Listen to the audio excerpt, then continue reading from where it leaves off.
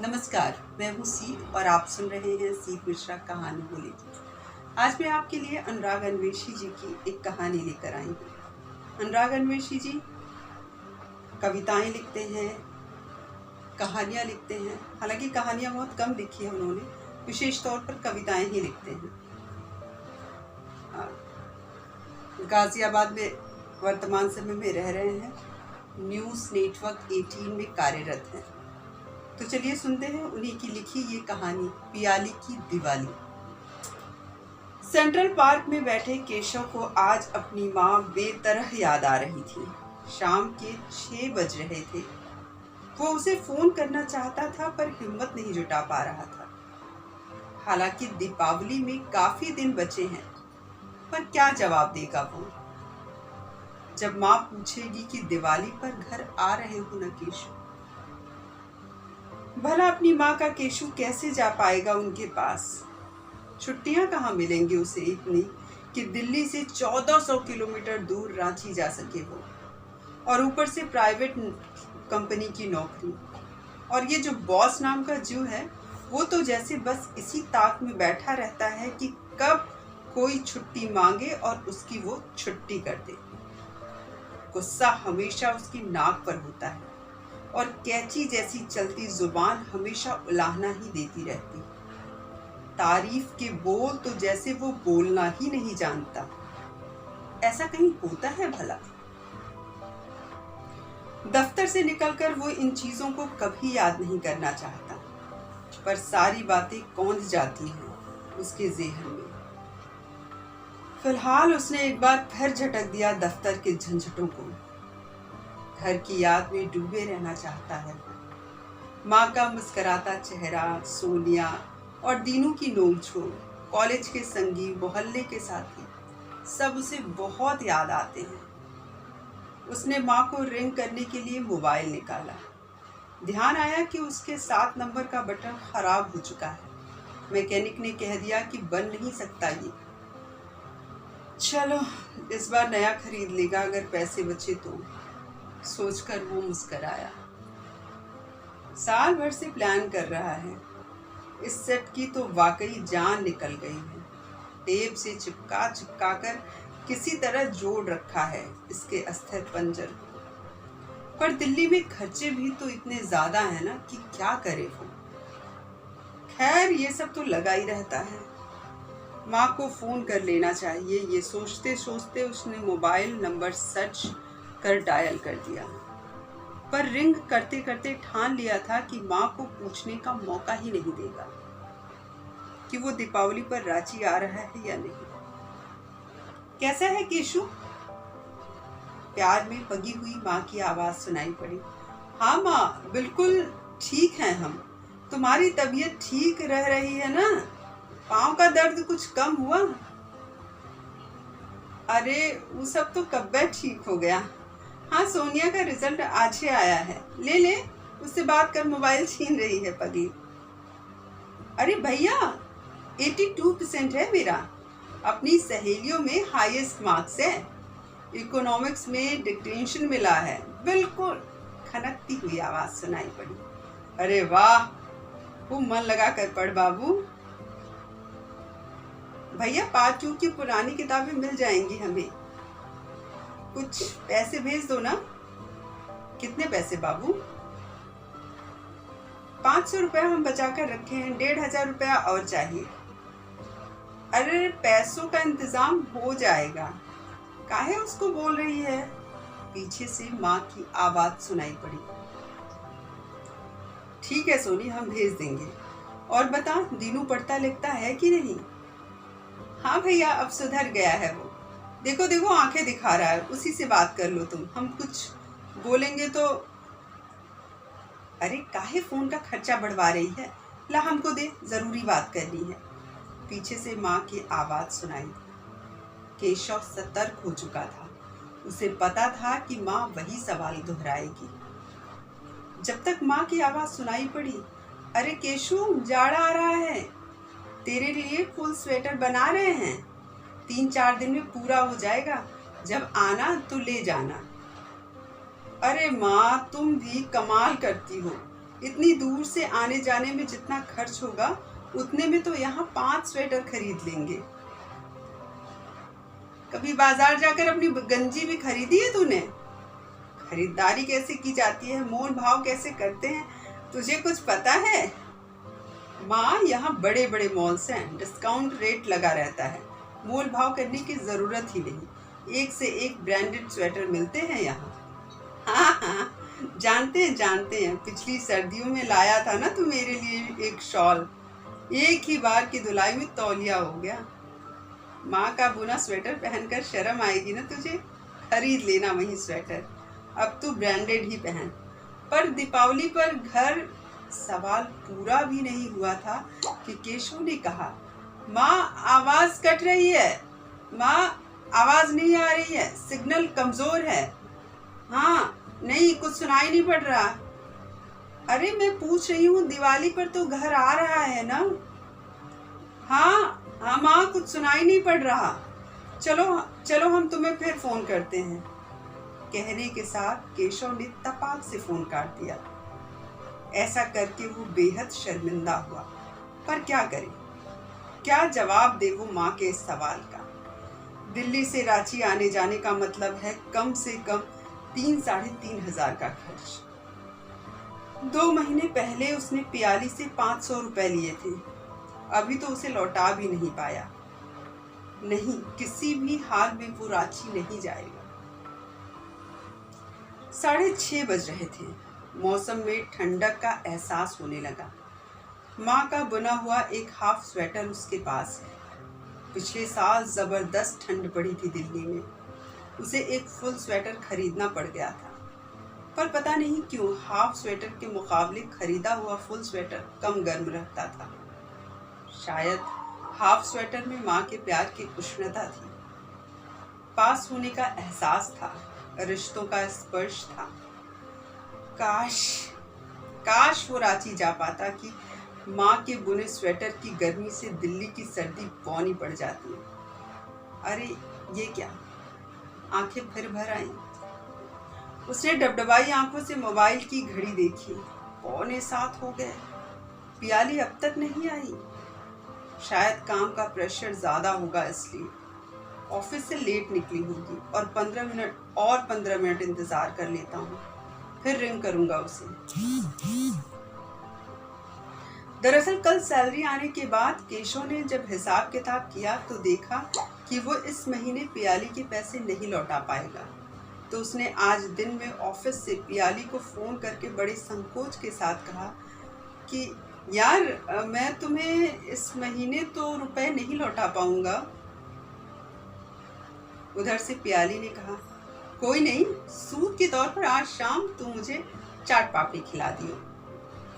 हाँ लेकिन मैं वो इतना ही कह पाया कि पियाली ने तुरंत कहा, अब इफ बट मत कर और शाम में मिलते हैं उसी पुराने अड्डे पर सेंट्रल पार्क में, अभी बॉस बुला रहा है, चल बाय। और फोन कट गया। क्या सोच रहा है केशव? प्याली के इस सवाल से उसकी तंत्रा टूटी। इतना लंबा इंतजार कराई कि पक गया मैं तो बैठे बैठे। चल जल्दी से चाट पापड़ी खा और घर चल। अरे अभी तो आई हूँ जनाब, को घर जाने की जल्दी पड़ी है, किसी को टाइम दे रखा है क्या घर पर? छेड़ा था पियाली ने। अरे तू समझती नहीं, तू लगभग रोज 7 बजे घर पहुंच जाती है ना, आज 7 तो यहीं बज गए। साहिबाबाद कितनी दूर है जानती है ना, घंटे भर लग जाएंगे पहुंचने में। मम्मी पापा इंतजार कर रहे होंगे, इसलिए मैंने कहा कि जल्दी चलो। अरे वाह समझदार जी, इतनी चिंता मेरे मम्मी पापा की। এই রকম চলবো না রে बाबा, कहकर खिलखिला पड़ी थी प्याली। उपहास उड़ाने से केशव का चेहरा उतर आया था। प्याली ने इसे तुरंत ताड़ लिया। उसने भूल सुधार करते हुए कहा, अरे बाबा, जानती हूँ कि लेट होने पर मम्मी पापा चिंता करेंगे, इसलिए तो उन्हें फोन करके बता दिया है कि लेट हो जाऊंगी घर पहुंचने में। वो चिंता ना करें क्योंकि तुम मेरे साथ हो।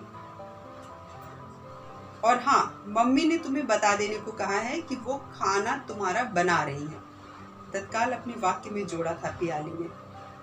केशव ने कुछ कहा नहीं, सिर्फ मुस्कुरा दिया प्याली को देखकर। जैसे कह रहा हो कि मैं तो ऋणी हो चुका हूँ तुम्हारे परिवार का। कितना ख्याल रखती हैं तुम्हारी मम्मा, कितना भरोसा करती हैं मुझ पर। समझ में नहीं आता कि मैं किराएदार हूँ या रिश्तेदार। केशव की मुस्कुराहट का जवाब पियाली ने दिया, उसकी बाईं हथेली को अपने दोनों हाथों में थाम कर हौले से दबाकर, कि जैसे उसके मुस्कुराने का मतलब समझ गई। और फिर झटके से हाथ छोड़कर मचलते हुए कहा, अरे जनाब, मेरे चाट पापड़ी कहाँ गए?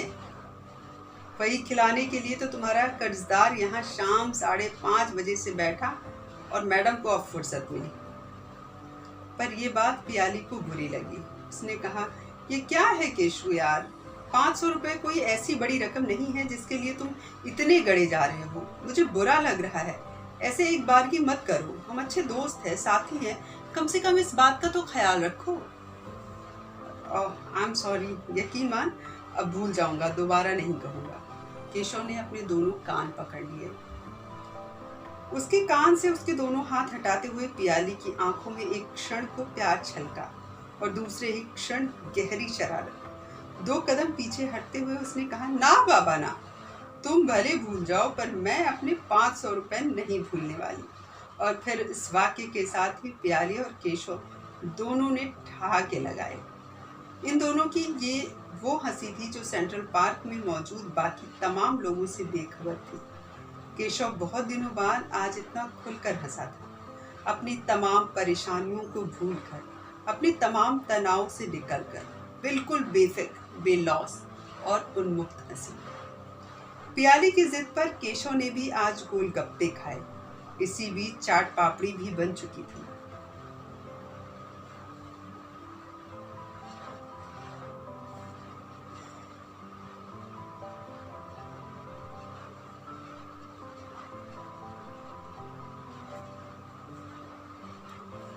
पेमेंट करने के लिए केशव ने जेब में हाथ डाला तो उसे रोकते हुए पियाली ने कहा, आज मेरी तरफ से। फिर दोनों जने चाट पापड़ी ले सेंट्रल पार्क की बेंच पर जा बैठे। बैठते ही केशव ने पूछा, चाट पापड़ी तो मुझे खिलानी थी, तुमने पेमेंट क्यों किया? यार मेरे, जो आदमी दोपहर का खाना न खाकर पैसे बचाए, भला उस कंजूस के पैसे खर्च करवाकर मैं नरक का भागी क्यों बनूं?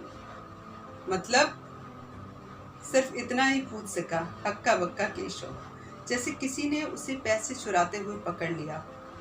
जोरदार ठहाके लगाती हुई पियाली बोली, अब नर्वस मत हो, चलो भी, जितना तुम खुद को जानते हो ना, उससे ज्यादा मैं तुम्हें जानने लगी हूँ। घर चलना है ना, रास्ते में बात करते चलेंगे। तभी केशव का मोबाइल बजा। माँ का फोन है।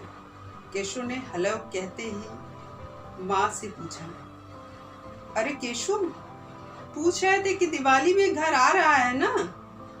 केशव ने फिर वही चाल चली। माँ तुम्हारी आवाज बिल्कुल साफ नहीं आ रही है। हेलो, हाँ माँ, सिग्नल कमजोर है, कमरे में पहुंचकर फोन करते हैं। और इसी के साथ फोन कट। पालिका बाजार के भीतर से होते हुए पैदल ही राजीव चौक के लिए निकल पड़े दोनों। अब उनके साथ खामोशी भी चल रही थी। केशव को पता था कि फोन पर माँ की जितनी साफ और तेज आवाज थी, पियाली ने सुन ली होगी और इसने मेरा झूठ पकड़ लिया होगा। खामोशी से चलते हुए उसने पियाली के दाएं हाथ की हथेली को अपने बाएं हाथ में लिया और आत्मीयता के साथ उसकी ओर देखा। तभी पियाली ने सवाल दागा, माँ को प्रोग्राम क्यों नहीं बताते? बेचारी इंतजार कर रही होगी।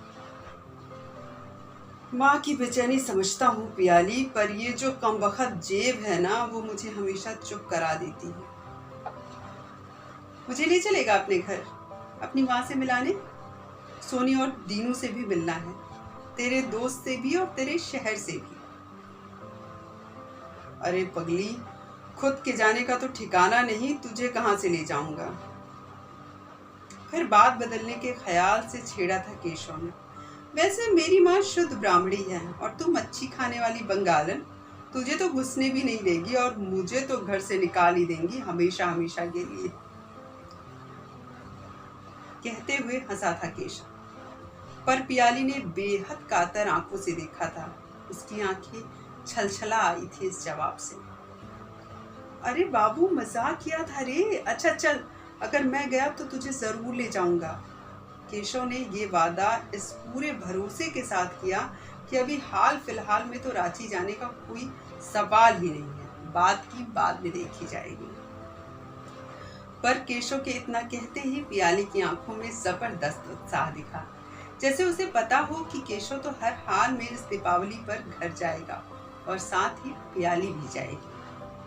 आनंद विहार रूट की बस पर बैठने के बाद पियाली लगातार रांची के लोगों के बारे में पूछती रही। केशव बताता रहा, उसे भी बातचीत में मजा आ रहा था।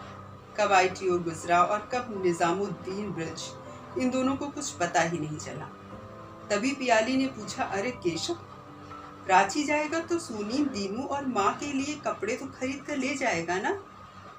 इस सवाल पर परेशान हो गया केशव। उसने कुछ नहीं कहा, बस सूनी आंखों से पियाली को देखता रहा। अरे पैसों के लिए क्यों सोचता है? न सोचूं तो क्या करूं, तू दे देगी कपड़े के पैसे? केशव की आवाज में थोड़ी तल्खी थी और चेहरे पर मजबूरी। अरे मेरे भाई, तेरा मेडिकल क्लेम भी तो है, क्लेम कर ले, बड़ी सहजता से कहा पियाली ने। वो तो मार्च में मिलेगा। ऐसा नहीं है, मेडिकल क्लेम कभी भी किया जा सकता है, तो पता तो कर, पूरी दृढ़ता के साथ पियाली ने बताया। केशव को लगा जैसे पियाली ने कितना आसान रास्ता उसे सुझा दिया है। उसने अपनी दोनों हथेलियों के बीच पड़ी पियाली की दाहिनी हथेली को हौले से सहला दिया। कल ही वो अपने दफ्तर में अकाउंटेंट से बात करेगा और छुट्टी के लिए बॉस से भी। आज रविवार है, पर केशव को सुबह 8 बजे उठ जाना पड़ा, क्योंकि कल रात ही पियाली की माँ ने कहा था कि सुबह नाश्ता साथ करना है। पियाली के पापा तुमसे कुछ जरूरी बात करेंगे।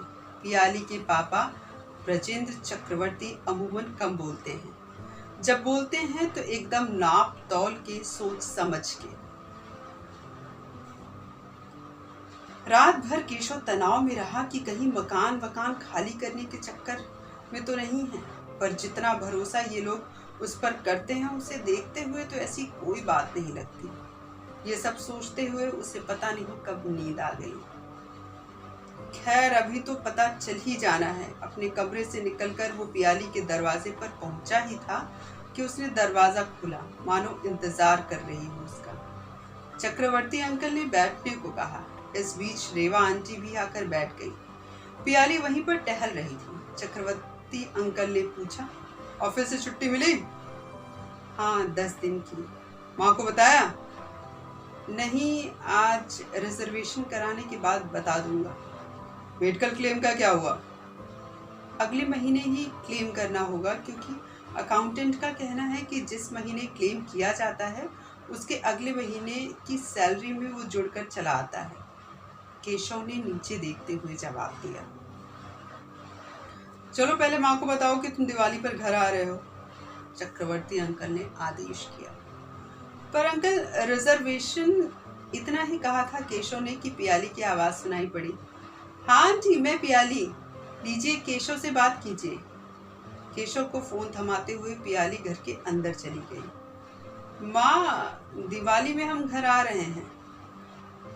हमको पता है केशव, कल ही रात पियाली ने फोन करके हमको बता दिया था। बहुत अच्छे लोग हैं रे, सबने बात की। बड़ी राहत मिली रे केशव कि तो वहाँ अच्छे से रहता है। और हाँ, पियाली को भी लेकर आना, उससे बात करके अच्छा लगा। फिर पता नहीं माँ ने क्या क्या और बातें कही, केशव सुन ही नहीं सका।